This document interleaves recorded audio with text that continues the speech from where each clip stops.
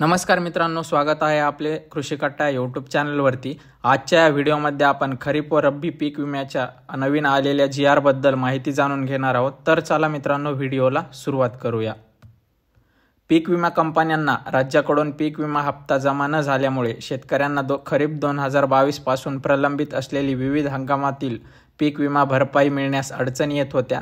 पण मार्च अखेरीस राज्य सरकारने प्रलंबित असलेला राज्य हिस्सा वितरित करण्यास मान्यता दिली आहे। दरम्यान राज्य सरकारने घेतलेल्या निर्णयामुळे आता राज्यातील 64 लाख शेतकरी अर्जदारांच्या खात्यावर 2555 कोटी विमा नुकसान भरपाई जमा होण्याचा मार्ग मोकळा झाला आहे। महाराष्ट्र शासनाने आज विविध शासन निर्णयान्वये विमा कंपन्यांना देय असलेली प्रलंबित राज्य हिस्सा अनुदान रक्कम 2852 कोटी वितरित करण्यास मान्यता दिली।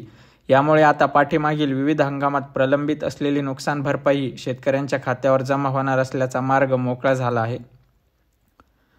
आता हंगामनिहाय अदा करण्यात येणारी नुकसान भरपाई आपण बघूया।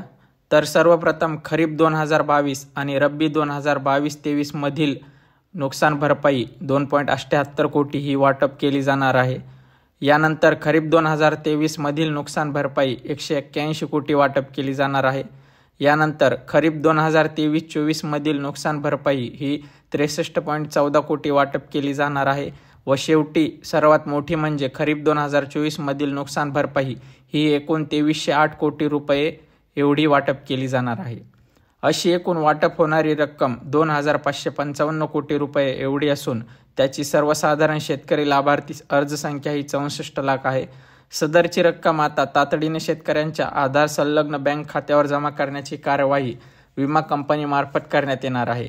तर ही रक्कम येणाऱ्या 2 ते 3 दिवसात शेतकऱ्यांच्या बँक खात्यात जमा होईल अशी आशा आहे। तर मित्रांनो, हीच होती आजची अपडेट। व्हिडिओ आवडल्यास लाईक करा, तुमच्या मित्रांना शेअर करा व अशाच नवनवीन अपडेट्ससाठी आपल्या कृषी कट्टा या यूट्यूब चॅनलला सबस्क्राईब करा। धन्यवाद।